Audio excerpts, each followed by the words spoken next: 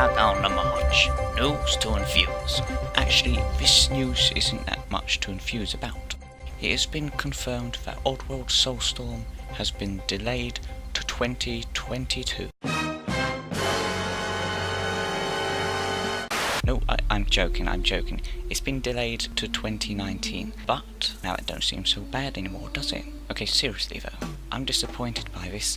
The game was originally announced in 2016, set to be released in 2017, then it was delayed to 2018, now it's been delayed to 2019. But there's reason to hope about this. I urge you all to look at the positive of this. Now, I could be completely wrong here. I don't know, I'm just an Oddworld fan, like I presume you are if you're watching this video. Oddworld Soulstorm could be terrible and I could be immensely mistaken, but I think it will be spectacular. And it is in part because they've delayed it yet again that I think this, and here's why. Personally, I think it's a good sign that they're taking their time with it. It makes sense, surely, that if a company is willing to delay their game multiple times, it's likely that it's going to be decent, at least. How often do you see that nowadays? Major franchises release games year upon year to the point that it's considered a long stretch when some of them, such as Battlefield or Assassin's Creed, take a break for a year. Call of Duty have 3 developers just so they're able to release a game every year. And people complain at those games for being the same, for being unoriginal. Soulstorm might be absolutely bloody rubbish, but I consider it a pretty good sign that Oddworld Inhabitants don't have this restriction most other game companies have and feel the need to rush out a game every year or every 2 years or whenever.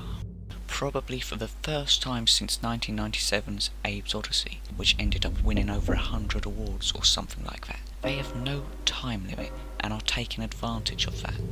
This is the first proper new Oddworld game since 2005, so while it's a bloody nuisance having to wait another year than expected, at least they're taking their time with it, which is practically unheard of nowadays in the gaming industry, at least to this level. Now, I'm praising Oddworld Inhabitants for this, but really I don't necessarily think they have any choice in the matter.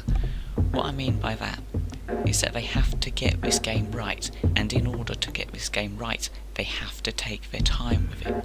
As I said, this is the first proper Oddworld game they've done for over a decade. This is a second chance for Oddworld, and if they blow it, that's essentially it. They're not likely to get another chance after a massive failure. Now, this can be seen as a bad thing, but at the same time, it gives them immensely strong motivation to make sure they get it right. A major game developer like DICE, for example, doesn't care that much if the next Battlefield game isn't a massive success. Which I kind of hope it won't be. Because they can live with it and survive, and even a failure to them will probably still make them millions.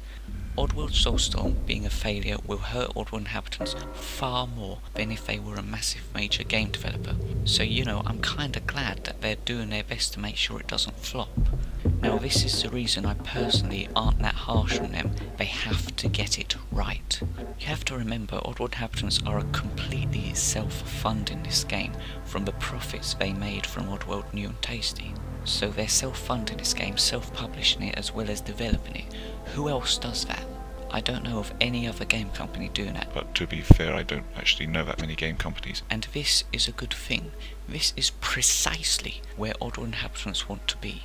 They have worked hard to get to this position where they're completely independent, have creative liberty by having no publishers and partnerships with big mainstream companies, and have the freedom to do precisely what they want and create games that they want exactly as they want them. My point is, Oddworld Inhabitants are fighting an uphill battle, but a battle that is absolutely crucial for them to win. So if they say they need, or not even need, if they say they want more time to get this game how they want it, my personal reaction is, it's great to see they're making sure they get this game right. And you know what? It's apparently working. Everyone that has been lucky enough to have seen anything substantial from Soulstorm has said it's great, and this is only in the preliminary stages. As I said at the beginning, I don't know how Oddworld Soulstorm will turn out. It could be a complete pile of rubbish, But the way Oddworld Inhabitants are operating suggests to me that it really shouldn't be. You can be disappointed that they delayed the game to 2019 if you'd like to, but I see it as a great indicator that Oddworld Soulstorm will be the innovative, spectacular masterpiece that Oddworld Inhabitants have wanted to create for over a decade.